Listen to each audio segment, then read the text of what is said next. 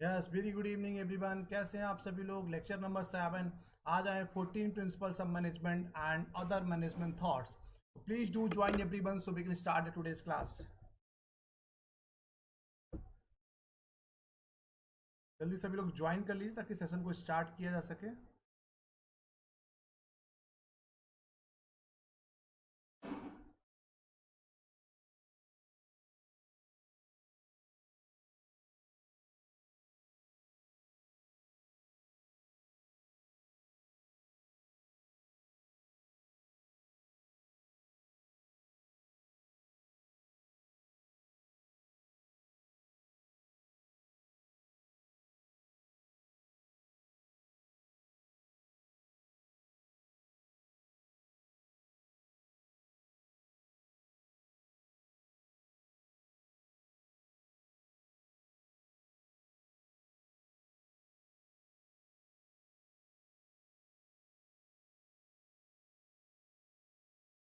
Please join everyone.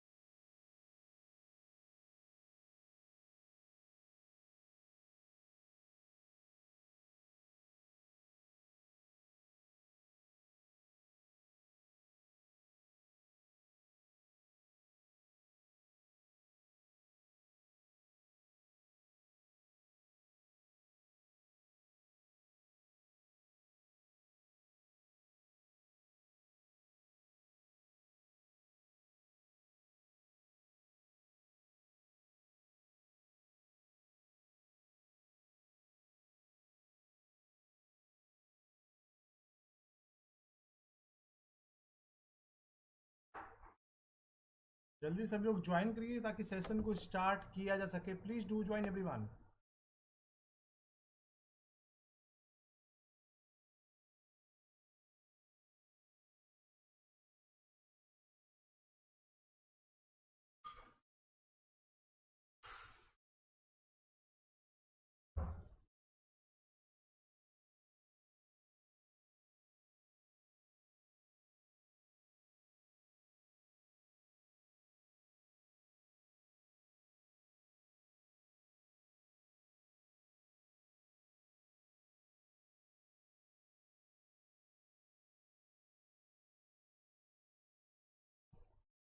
Please do join everyone.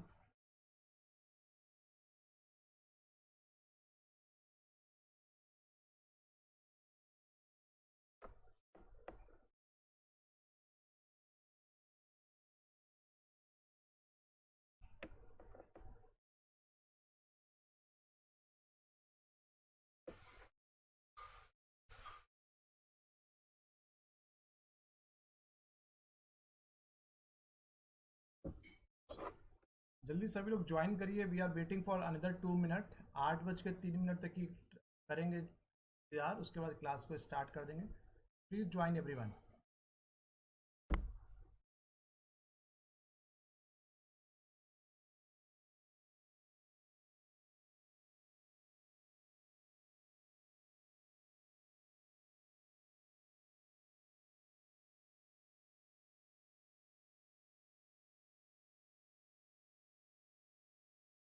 Very good evening Pratima, Pradeep Patel, Anjali, Priyanka. जल्दी से और बचे हुए सब लोग ज्वाइन करिए ताकि सेशन को स्टार्ट किया जा सके।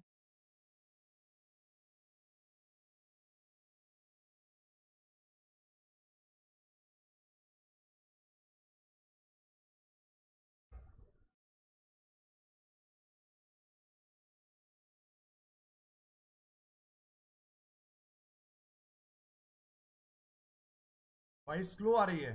अभी ठीक आएगी आवाज़, क्लियर आवाज़ आएगी अभी। अब क्लियर आ रही है आवाज़?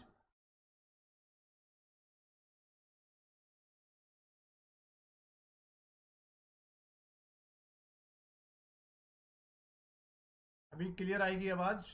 1 मिनट और इंतज़ार करते हैं, उसके बाद सेशन को स्टार्ट करेंगे, ठीक है?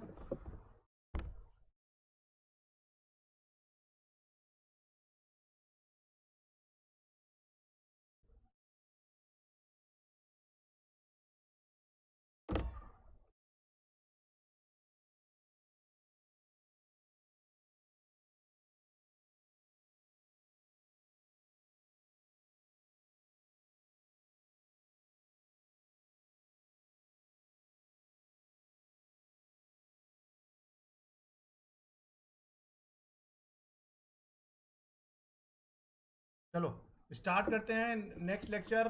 फंक्शंस ऑफ मैनेजमेंट में directing, staffing, controlling, planning, organising सब हो गया है। फंक्शंस ऑफ मैनेजमेंट पूरा क्लियर हो गया। Next topic is 14 principles of management and other management thought. तो जल्दी से सभी लोग ज्वाइन कर लीजिए, शेयर करिए। So all those candidates who are joining the very first time, my name is Anubhav Singh. Since last 11 years, I'm taking the classes for UGC NET in Management and Commerce and Economics. I used to work with the India's top teaching and research organizations like IIM Lucknow, Lucknow University, LPU, MIT University, Sarda. Mentored and guidance more than 1,000 plus candidates who have successfully qualified UGC NET JRF in a Commerce, Management and Economics. Cracked the UGC NET JRF 4 times in a Commerce and Management in the last few years. Published more than 20 research papers in top quality index journals like Scopus, TR, UGC Care, UGC Listed, MBA International Business, MCOM, IB, MA Economics and PhD Applied Economics. So today's topic for presentation is what are the 14 principles of management. तो हम लोग एक एक करके सब चलेंगे. We'll start with the what are those 14 factors. So we'll start with the पहले आप 14 समझ लीजिए, उसके बाद हम लोग एक एक करके सभी को पूरा डिस्क्राइब करेंगे. Division of work, authority and responsibility, discipline, unity of command, unity of direction, subordination of individual interest to the general interest, remuneration, centralisation, scalar chain, order, equity, stability of tenure, initiative and spirit de corps. So these are the 14 principles of management has given by the Henry Fayol. अब इसको हम 14 के 14 को एक एक करके describe करेंगे. What are the division of work, authority responsibility का मतलब क्या है, डिसिप्लिन का मतलब क्या है, यूनिटी ऑफ कमांड का मतलब क्या है, यूनिटी ऑफ डायरेक्शन का मतलब क्या है. तो what are the 14 principles of Henri Fayol. So पहला और division of work. What is this meaning of division of work? क्या मतलब होता है इसका division of work? Work should be divided among the individual and group to ensure that effort and attention are focused on a special portion of the task. Fayol presented work specialization as a best way to use the human resources of the organization. मतलब एक संस्था में अगर 100 लोग हैं तो 100 के बीच में पूरा काम डिवाइड होना चाहिए. ऐसा नहीं होना चाहिए कि कुछ लोग ज्यादा काम कर रहे हैं, कुछ लोग कम काम कर रहे हैं. तो work should B divided among the individual. जितने सारे ग्रुप है, जितने लोग इंडिविजुअली काम कर रहे हैं, और पूरा एक इक्वल सबके बीच में काम डिवाइडेड होना चाहिए. ठीक है. और काम डिवाइड होते समय एक बात और दिमाग में रखना है कि राइट जॉब या राइट जॉब एट ए राइट पर्सन. सही काम सही इंसान को मिले. जो स्पेशलाइज लोग हैं उन्हीं स्पेशलाइज लोगों को उसी तरह का काम मिले जिस तरीके से काम करने में वो लोग स्पेशलाइज हैं. तो वर्क शुड बी डिवाइडेड. पूरा काम हम लोग टुकड़ों में बांट देंगे, इंडिविजुअल्स में, ग्रुप में. उसके बाद हम लोग काम को डिवाइडेड करेंगे उनकी योग्यता के अनुसार, उनकी स्किल के अनुसार, उनकी क्वालिटी के अनुसार. इसका पहला मतलब हो गया डिवीजन ऑफ वर्क. अगला हो गया authority. What is this meaning of authority? The concept of authority and responsibility are closely related. जो कॉन्सेप्ट है अथॉरिटी और रिस्पॉन्सिबिलिटी का आपस में बहुत क्लोजली रिलेटेड है. Authority was defined by the Fayol as a right to give order, the power to execute obedience. Responsibility involve being an accountable and is therefore naturally associated with authority. whomsoever assume authority or also assume responsibility. कुल कहने का मतलब यह है authority और responsibility दोनों आपस में संबंध रखते हैं. अथॉरिटी को फेयोल ने डिफाइन किया है कि authority was defined by the Fayol as a right to give orders. मतलब जिसको हम लोग अथॉरिटी देंगे उसको अधिकार देंगे कि वो ऑर्डर दे सकता है, और जिसको ऑर्डर दे रहे हैं वो उनकी ये जिम्मेदारी है, उनकी रिस्पॉन्सिबिलिटी बनती है कि उन ऑर्डर को वो माने भी. तो अथॉरिटी का मतलब क्या है? हेनरी फेयोल ने अथॉरिटी को किस तरीके समझाया है? उन्होंने समझाया है कि authority was defined by the Fayol as the right to give orders and the power to execute obedience. मतलब अथॉरिटी हमने आपको दे दी तो आप ऑर्डर दे सकते हैं, ठीक है, और ऑबिडेंस, और जिसको ऑर्डर दे रहे हैं उन सभी इंसान की नैतिक जिम्मेदारी बनती है कि वो उन सब चीजों को समझे, उन ऑर्डर को समझे, उन ऑर्डर को वो फॉलो करें. This is all about the authority. अगला आया डिसिप्लिन. पता ही है कि दुनिया का कोई संस्था है, कोई भी संगठन है, अगर उसको अच्छी तरह से आप चाहते हो कि वो अच्छी तरह से रन करे, अच्छी तरह से सक्सेसफुली चलता रहे, तो सक्सेसफुल ऑर्गेनाइजेशन एक require the common effort of the workers. जितने के जितने संस्था में लोग काम कर रहे हैं, जितने वर्कर हैं, जितने एम्प्लॉयज सब काम कर रहे हैं, उनका एक कॉमन एफर्ट होगा, एक मतलब एक साथ वो लोग कोशिश करेंगे, तभी कोई भी ऑर्गेनाइजेशन सफलता पा सकता है। Penalty should be applied judicially to encourage the common effort. मतलब अगर जो लोग पूरी तरह से काम ठीक तरीके से नहीं कर रहे हैं तो उनको पेनाल्टी पड़ना चाहिए।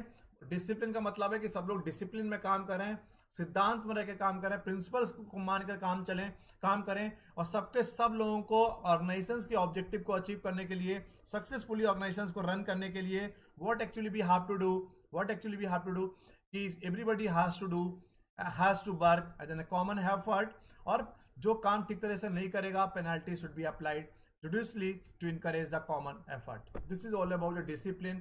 Third, principles of Henry Fayol. Namaste Akansha.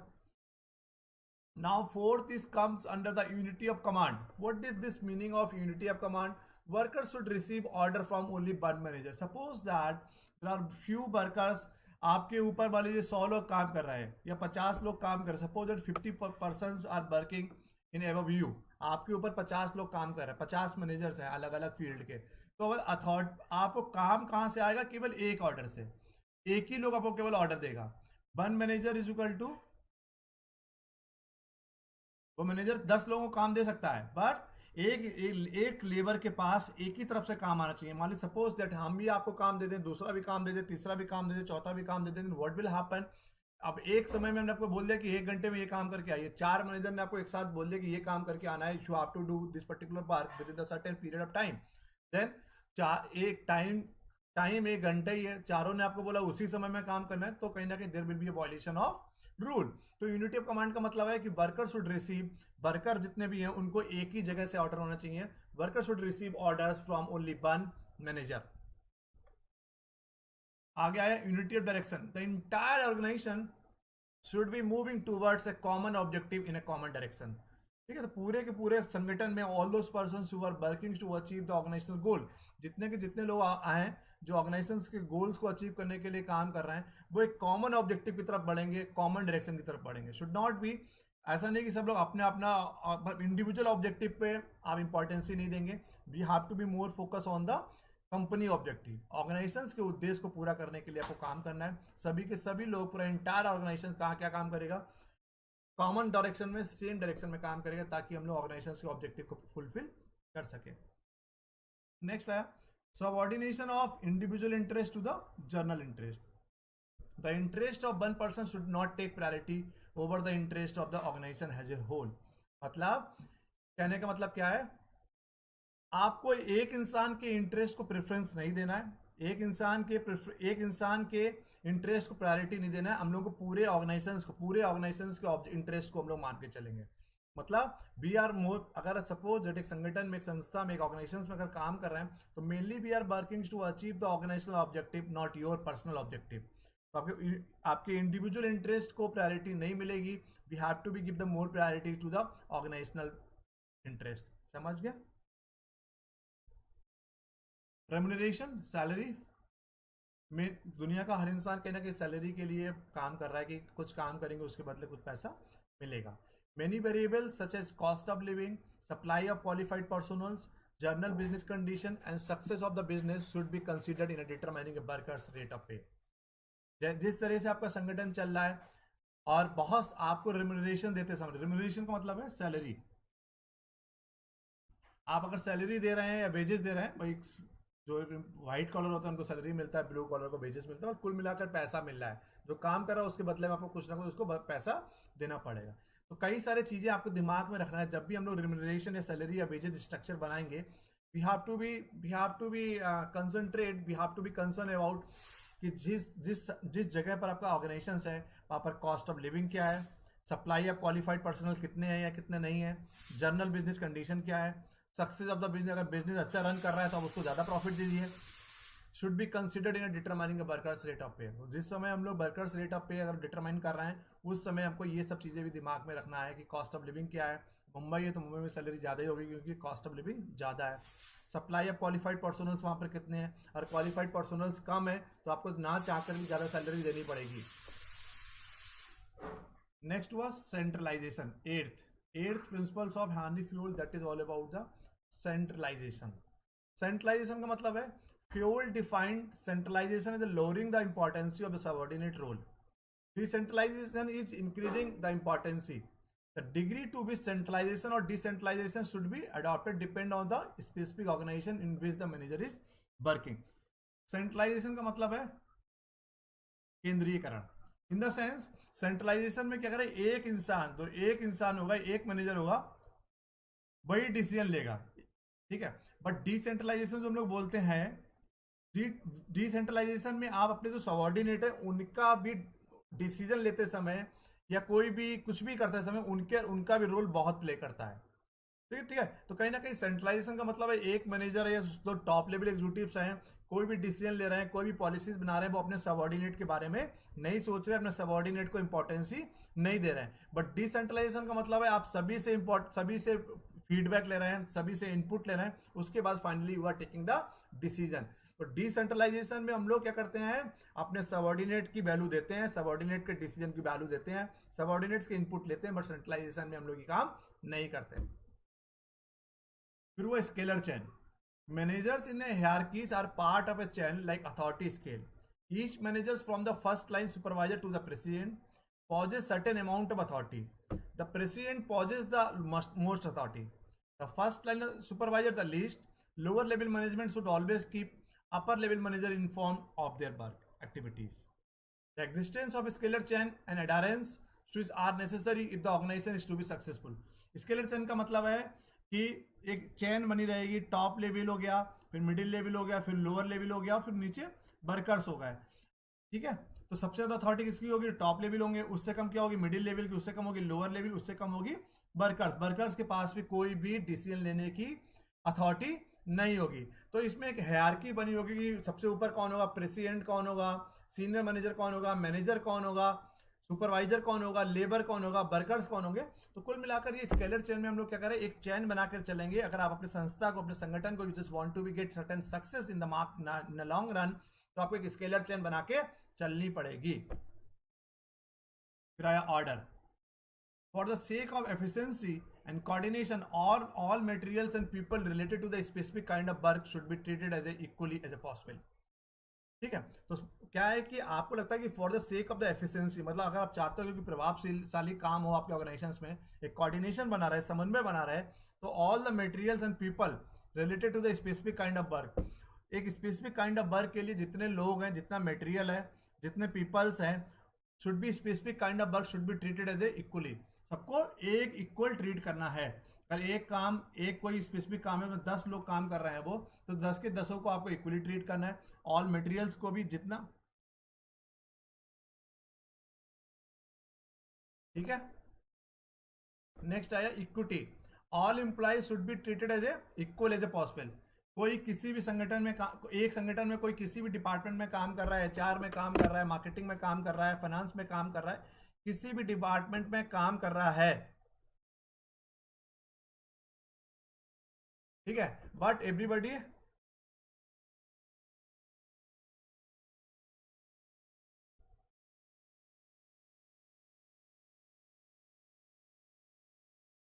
Clear,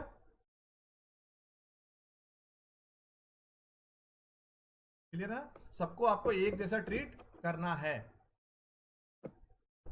किसी को प्रेफरेंस नहीं देंगे, किसी को प्रायोरिटीज नहीं देंगे। फिर आए stability of tenure of personnels, आप कोशिश करिए कि ज्यादा से ज्यादा लंबे समय तक के लोग आपके साथ काम करें।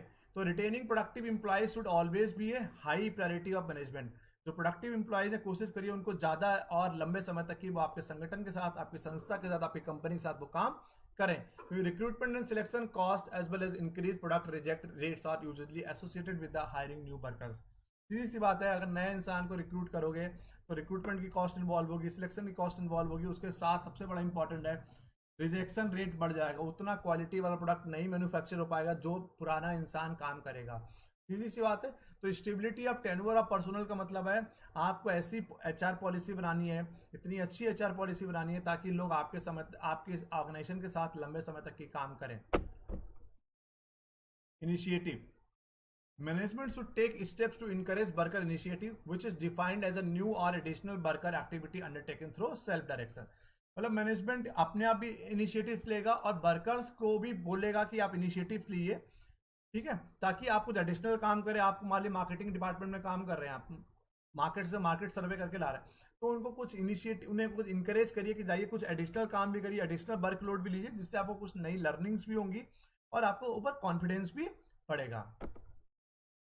स्प्रिट दी कॉर्पो, इसका मतलब management should encourage the harmony and general good feeling among the employ.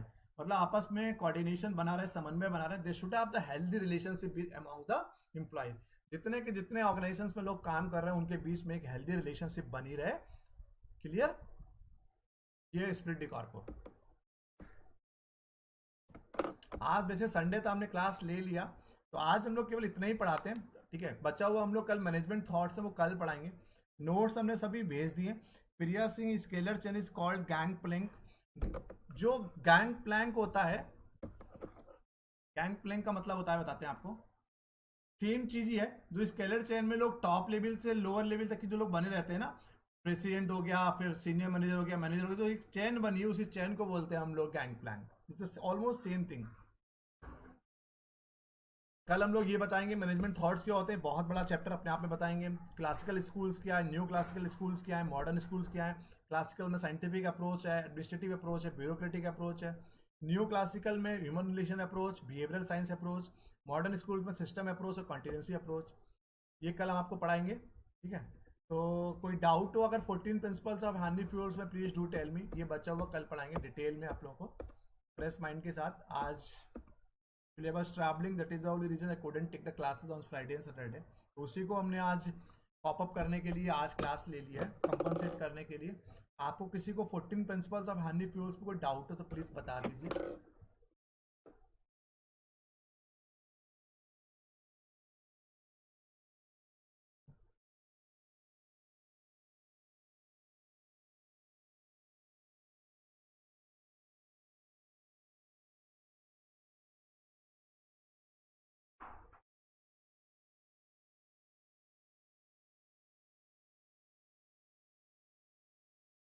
Anyone is having any doubt? किसी को किसी प्रकार का कोई डाउट हो 14 प्रिंसिपल्स ऑफ हार्मनी फ्यूल्स तो प्लीज बता दीजिए।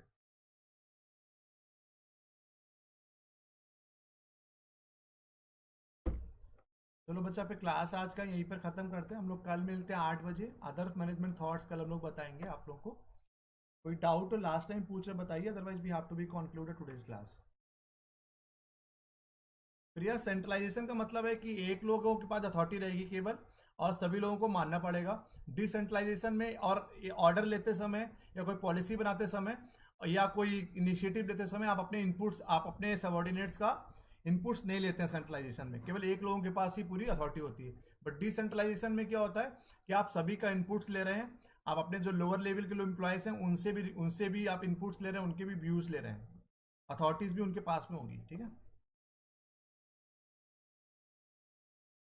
चलो, once again thank you so much for joining बच्चों। कल मिलते हैं हम लोग इसी समय 8 बजे एक नए टॉपिक के साथ।